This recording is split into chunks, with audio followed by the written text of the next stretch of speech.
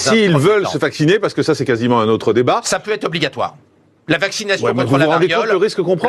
On n'a aucun recul. On n'a aucun recul sur ce vaccin. La vaccination contre la variole était obligatoire et c'était illégal de ne pas se vacciner. On peut imaginer qu'on rende pour les personnes âgées la vaccination obligatoire quand le vaccin... Moi, je peux vous dire qu'un vaccin en janvier, moi, j'y vais pas. Hein. Mais moi, je n'y vais pas, je n'ai pas confiance. Mais personne je n'ai pas confiance, il y a zéro recul. Personne n'a proposé de vacciner les gens de votre âge. Non, mais d'accord, mais même plus âgés. Moi, j'enverrai pas mes parents se faire vacciner en janvier.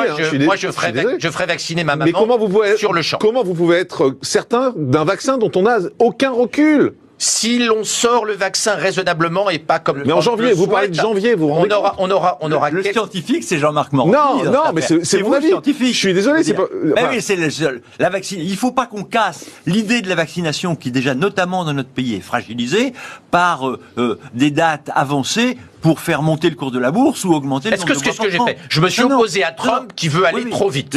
Vous parlez de janvier, c'est 2 mois après, excusez-moi. Ce que je veux dire, c'est que... Ça, on joue un peu sur les mots. Il faut sortir le vaccin le jour où il sera prêt. On a vu que la semaine dernière, il y a eu un accident sur le laboratoire d'AstraZeneca, sur le vaccin d'AstraZeneca, et AstraZeneca a arrêté les tests. C'est bien. On ne sait pas encore si c'est un effet secondaire du vaccin d'AstraZeneca ou si la personne a eu une maladie indépendamment. Mais vous vous rendez compte qu'en janvier, on n'aura aucun recul, en février ou en mars, on n'aura aucun recul sur un vaccin. Moi, je peux vous dire, mes parents ne seront pas vaccinés. Jean-Marc, excusez-moi.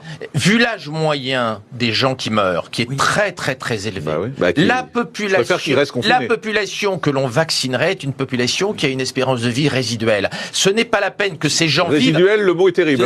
Excusez-moi de dire ça à la télé. J'ai 73 ans, j'ai parlé des gens au-dessus de 80 ans, j'ai pas parlé de toi et de... Le mot résiduel est violent. C'est une réalité médicale. Donc, attendez.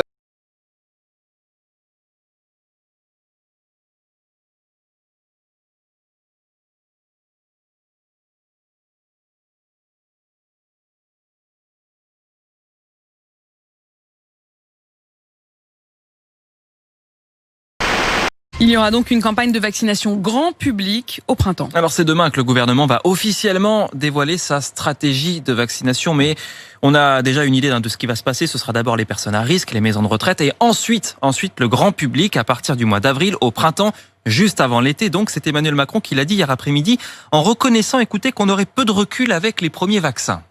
Il y aura une première campagne de vaccination qui, elle, sera très ciblée, avec des vaccins de première génération sur lesquels on a peu de recul et qu'on va plutôt réserver sur en tout cas les publics les plus sensibles.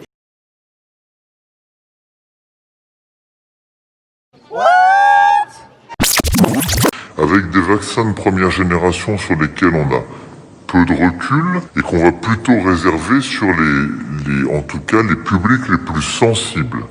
Et on aura vraisemblablement une deuxième vague de vaccination qui s'ouvrira quelque part entre avril et juin, qui elle sera plus large et plus grand public et qui ira vers une stratégie de vaccination du plus grand nombre. J'ai pu dire il y a quelques jours aux Françaises et aux Français que nous n'aurons pas une stratégie de vaccination obligatoire, mais qu'on cherchera à vacciner le plus grand nombre par une stratégie de conviction et de transparence.